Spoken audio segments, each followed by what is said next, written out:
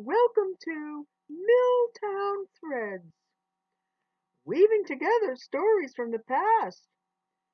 And today we're going to learn about how they made thread from wool. Wool comes from sheep like me.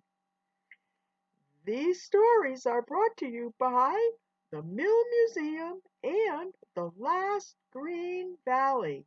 And now, my story.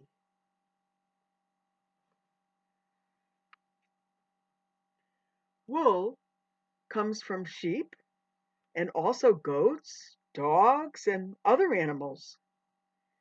People cut off or shear the wool and use it to make warm clothing and blankets. When the wool comes off, it's called a fleece. Mary had a little lamb, its fleece was white as snow. The next thing that happens is that fleece is going to be washed perhaps, and then pieces of that fleece will be carded, which is combing and brushing. These are hand cards, and I'm combing and brushing the wool and getting all the fibers going in the same direction. Next is the spinning process, and spinning can be done by hand.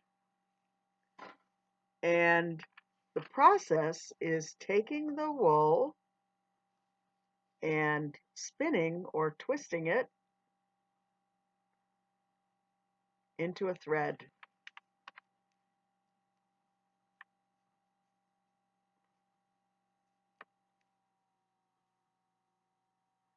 Threads are yarns made from taking the wool and spinning and twisting it into a thread.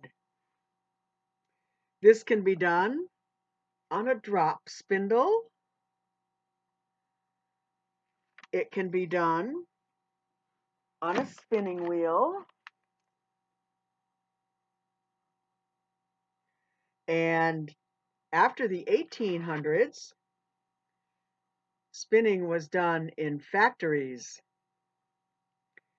Spinning and carding machines did a lot of the work, could produce a lot more yarns and threads, and the whole world had more clothing and blankets.